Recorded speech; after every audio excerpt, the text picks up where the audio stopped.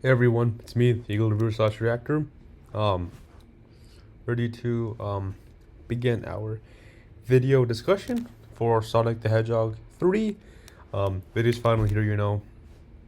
It's been out for about a week now, so because I normally just do spoiler-filled videos, so I'm assuming you've seen it, and that's why I decided to sort of wait on my recording for this one, so that by the time I post it on the channel, you guys would have seen it by then.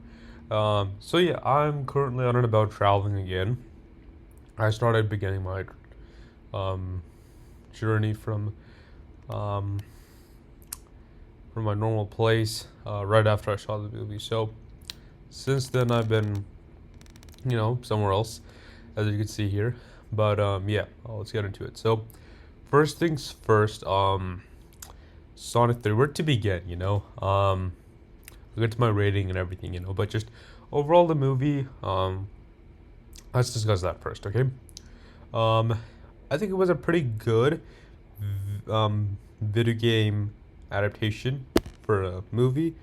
Um, you know, um, People said it did sort of a good job, I guess. I think it was based on Sonic Adventures 2 or something like that. I'm not too familiar with these games, but based on what I've heard, they drew inspiration from there. And I think what they tried to do was make it as accurate as possible, which I will give them congrats to. Especially when the voice actors were all announced, with like, oh, now we have Idris Elba. And the second one we had Idris Elba voicing Knuckles, of course. Ben Schwartz has been voicing Sonic, and then Keanu Reeves ended up voicing Shadow. I don't know who voices Tails. I'll comment in the comments, or I can check myself. But I think those are like the main people. And of course, we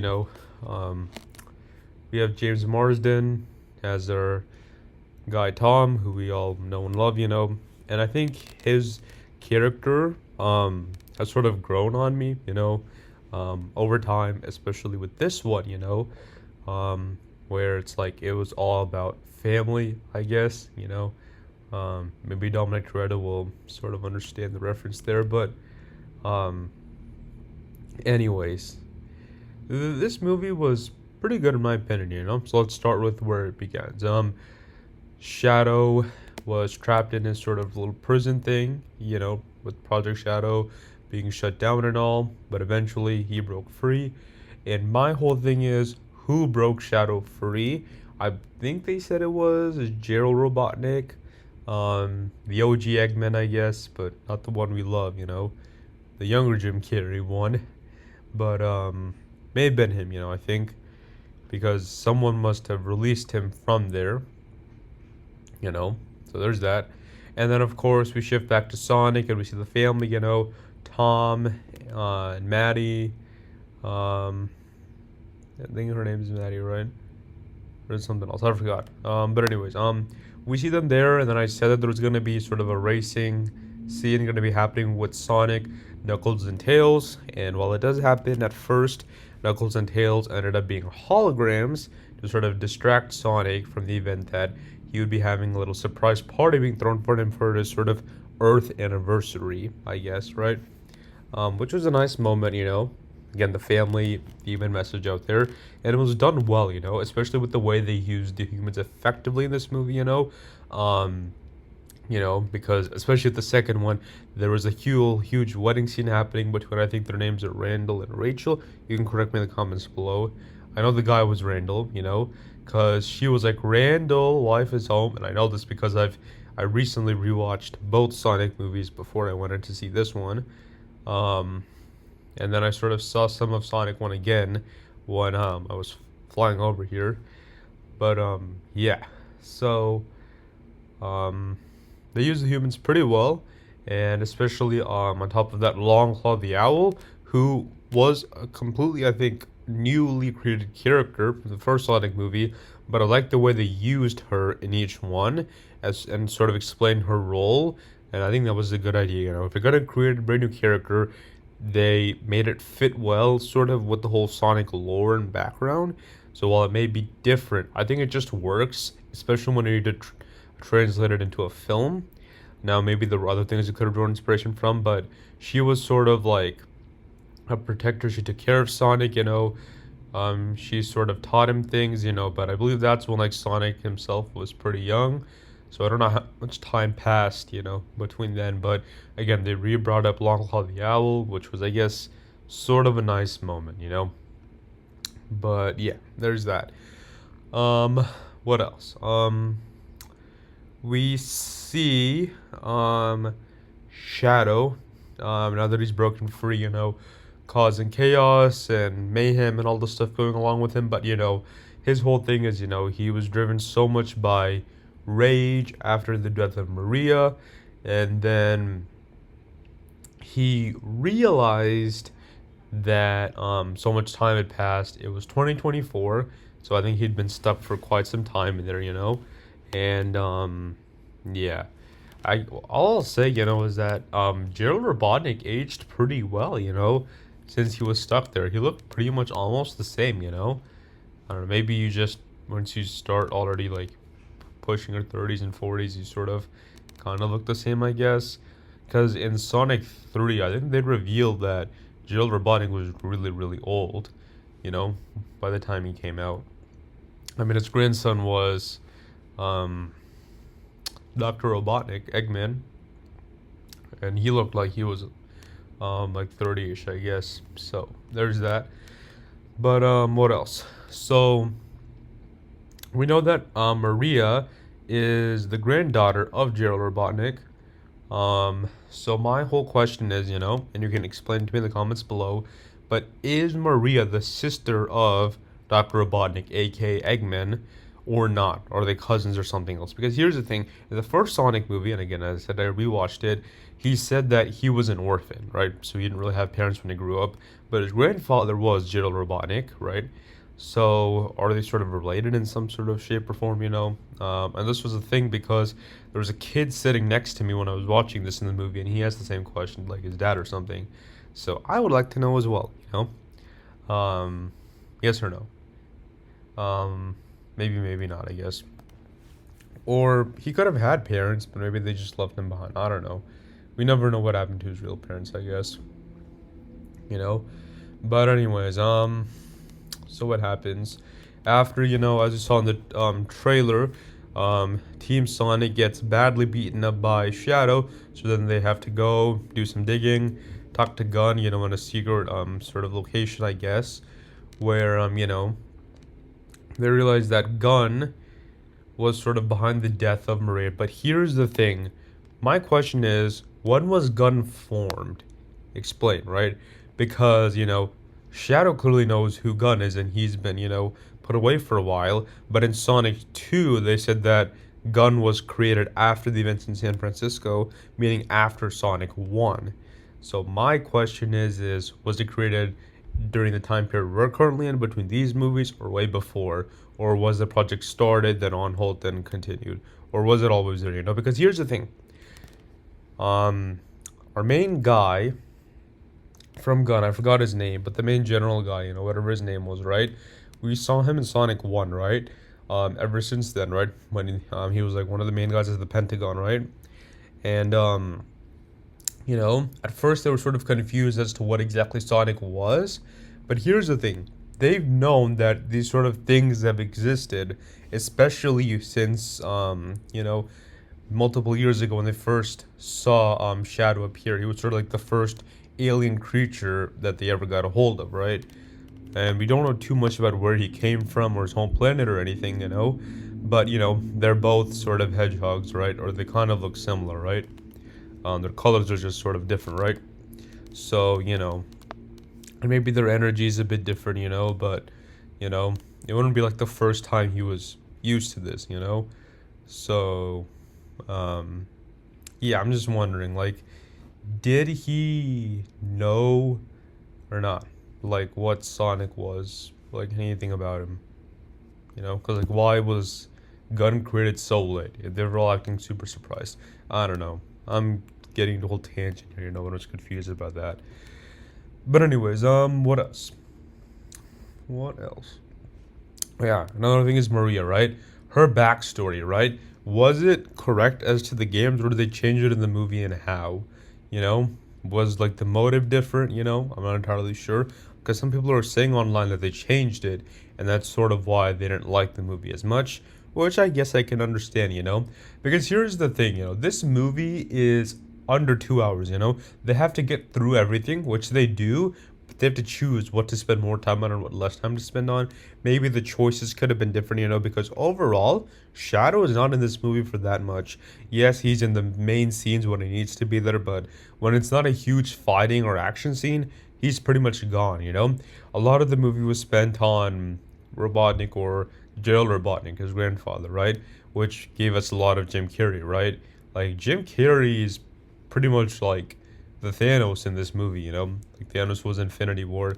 Jim Carrey's Eggman is sort of that in this movie, whether it's him or he's playing his grandfather. So, yeah. I mean, it's great. I love Jim Carrey, but was it the right choice? I don't know. Because, like, the pacing for the movie does work. It goes through everything, but, it's questionable. Also, the other thing for this movie was that it had a PG rating. So there was a question, would they show or not show Maria's death?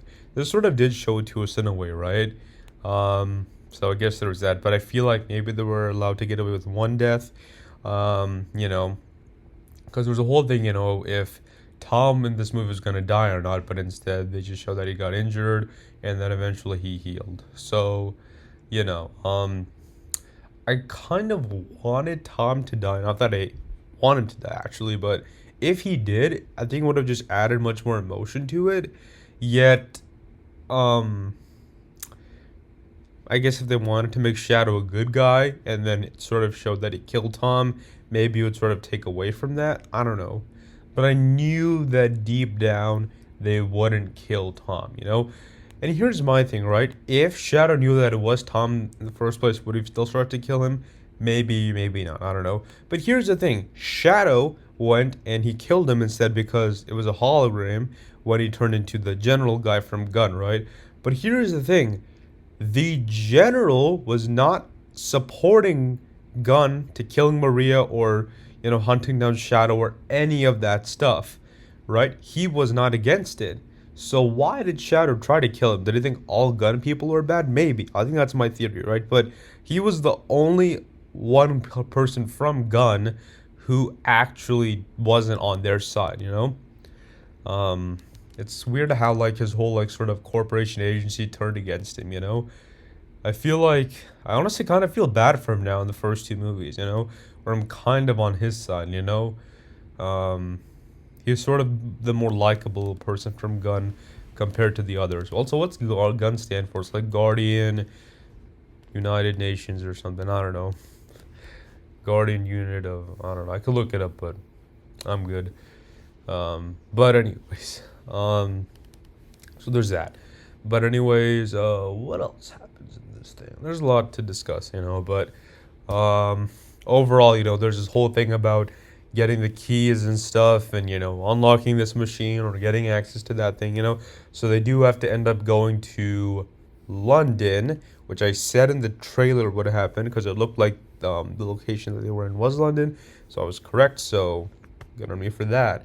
But they do end up going there. And when they're in London, there's the two Robotniks as well. So they're sort of, both on the same mission as them, getting the keys, getting access to, because I believe Gunn had something which they needed access to. And, there's a lot of, like, scenes between both Robotniks, but instead it's just Jim Carrey doing a double role, right? And it was a reference to the movie, right? How they looked and acted so similar that it was like two characters in the movie being played by the same actor. That was a nice little fourth wall break scene right there. Where if like they just turned and looked at the camera, that would have just made it pretty funny. Because like I understood it. I asked my brother, "Do you know that both of the actors are the same?" I think he said yes. Because I mean the similarities there, but then the way it's like we have normal Robotnik and then his grandfather looking like an actual grandfather who's old. It looked kind of believable, I guess I would say. But anyways, there was that stuff going on. But then it sort of came down to, the humans and the other characters. So let's just discuss that, all right? because I want to make this not too long. So here we go. Let's finish this video up. Stone, Agent Stone. I love the guy. I would love to get from him a latte with steamed Austrian goat milk.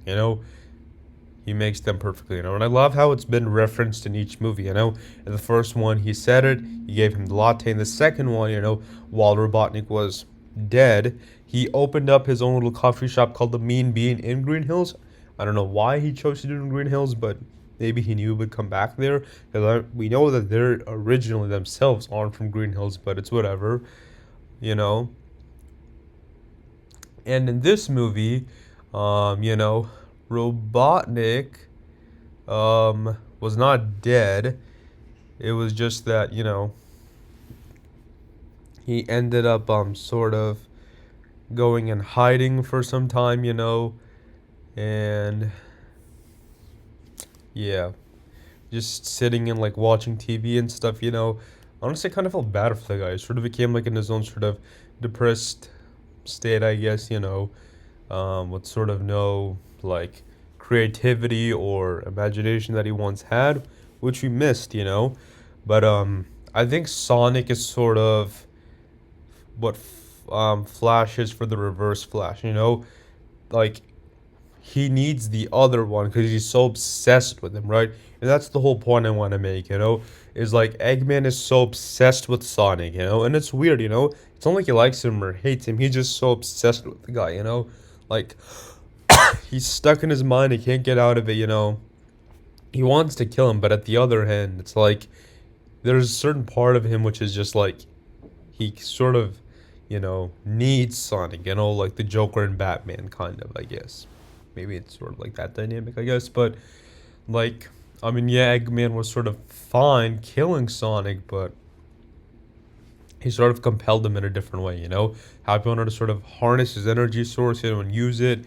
Use it how? I don't know. Because here's the thing. I don't know if you guys would agree if they portrayed Eggman as like a villain through and through, Because at first he wanted to uncover his energy source, but he sort of wanted to do it in a more human way. But I guess he never valued human life, maybe. So he was sort of an always like this evil, sort of mad scientist kind of guy, maybe. I'm not entirely sure, but it he was evil in a way that he sort of had an arc, and would become good, right? And at first he volunteered to help Team Sonic, right? So he did that, met his grandfather, stuff happened, and then when they ended up in London, when he switched sides again and became bad, and they were on the ship, right? And they ended up going into space. And while they were in space, stuff happens, but after what's it? Shadow sort of almost kills Tom, and Sonic's there to see what happens, Sonic's like, what did you do? And Shadow's like, what I had to. So now he sort of understands how, or now Sonic can sort of understand how Shadow feels after Maria died, And then eventually, they start fighting and stuff. And at the end, Sonic's like, oh, let's just go and use the Master Emerald. But Knuckles is like, no, we took an oath, and he sort of agreed that we would only use it in certain cases, and how Sonic was filled too much with anger, that it wasn't right, but Sonic decided not to listen anyways, because he was so angered at Shadow. And then he goes, I believe, to Wade, who's sort of playing soccer, hockey, or something with the Master Emerald. I forgot what sport it was, but then he takes it from him because, Wade is sort of like, like Sonic's fast. Like, what's Wade gonna do, Like, but I love Wade. Let's all agree, you guys. We love Wade, He's a goat. But, he gets the Master Emerald, then he becomes Super Sonic, right? I think that's what you call him, right? So, yeah, and then Shadow becomes like Super Shadow, or I guess it's the same rule for him as well. And they fight, which was honestly an amazing fight scene, but eventually Sonic's about to kill Shadow, he's fueled with rage and anger, The fight scene looks amazing, but then Sonic remembers,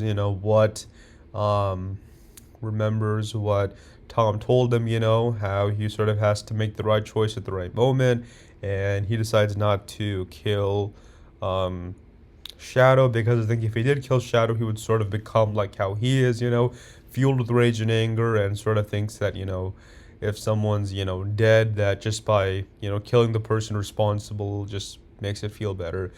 But the same thing sort of happened with Long Claw, and how um, even after her death, had passed for some time, how it was sort of the love which both characters had, and that was sort of what they sort of had left to hold on to, which I thought was a pretty good message and done well.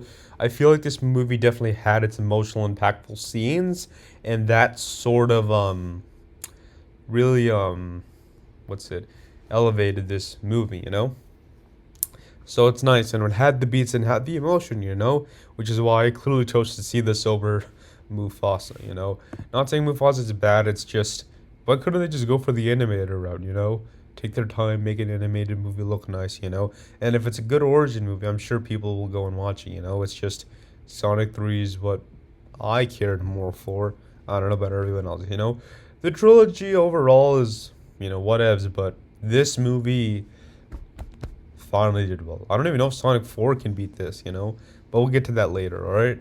Almost at the end. So then they decided to team up, take down all the drones, and stop Jail Robotnik from his plan, because Shadow realizes that, even if they decide to go and kill all the humans, and restart, that it's not worth it, So they go, team up, work together, and destroy all the drones and all the other stuff, And that scene looked really, really cool, it was amazing, And then back on the ship, right? That line sort of comes again, which I'll get to in a minute. But Joe Robotnik eventually tells his grandson that, that the only thing we could do now and how all these humans are bad and, how we're so much better and above them, that we sort of have to, like, die and sacrifice ourselves so that our new life can start, with everything being God. But here's my question. Is their goal to, like, wipe out all the human beings?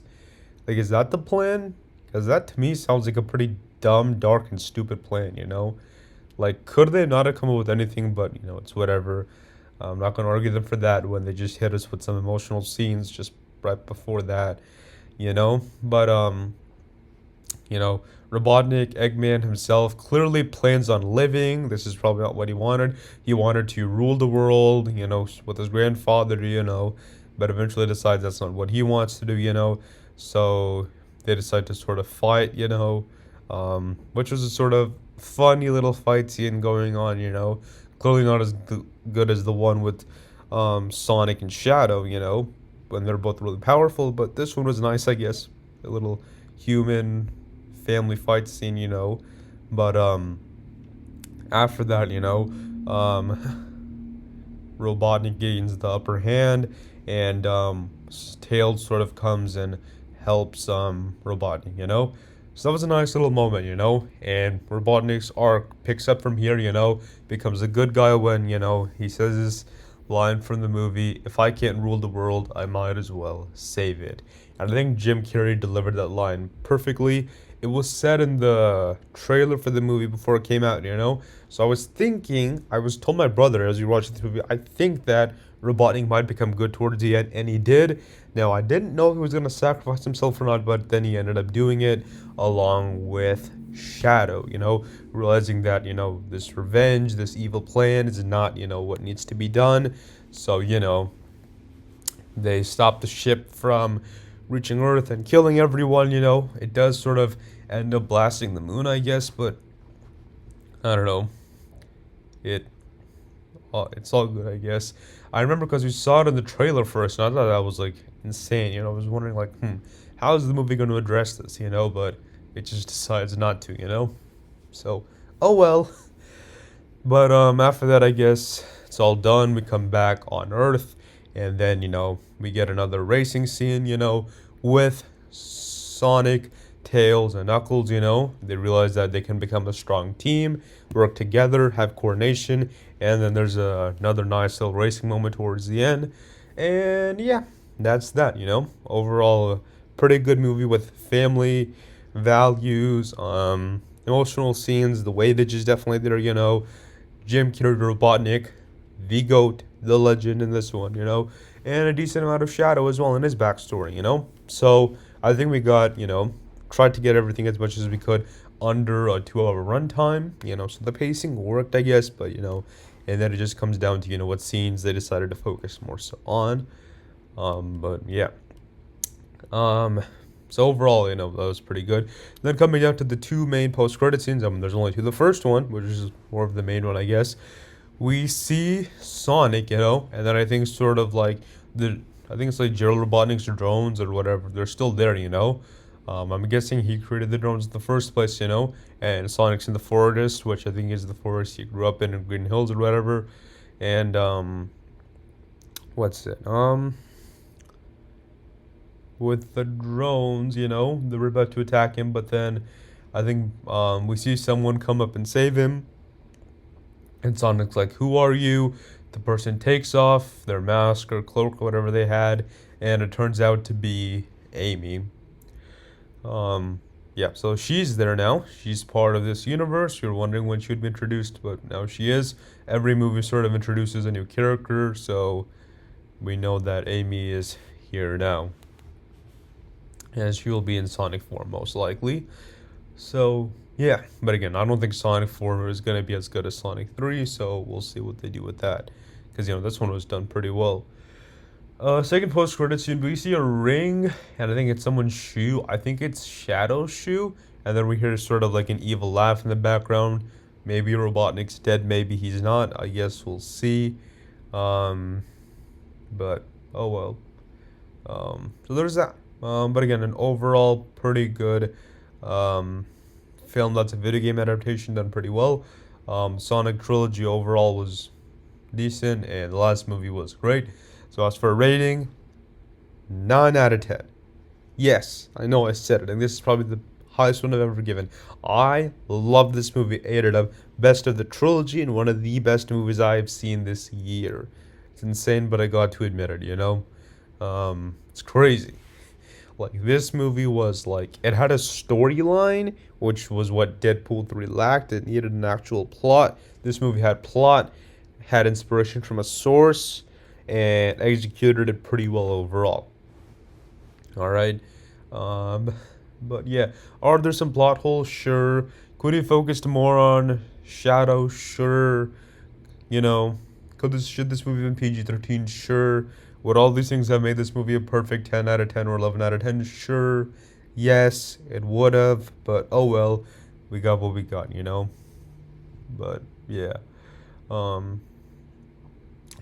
Overall, still thoroughly enjoyed it. And that's that. That's what matters, right? Enjoying these movies for what they are. That's all that matters. But this one hit deep.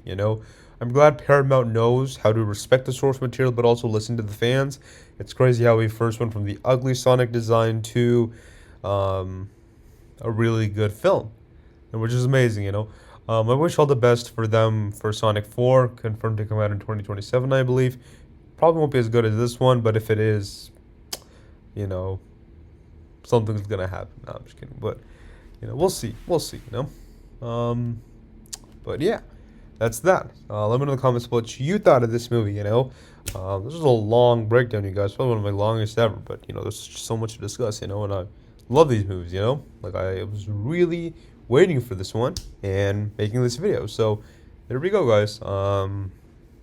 I'll see you guys next year, I guess. Well, happy holidays. Enjoy the rest of the year, and I'll catch you guys next year. The Eagle Reverse Reactor is out. Take care, y'all, and I'll see you guys next time.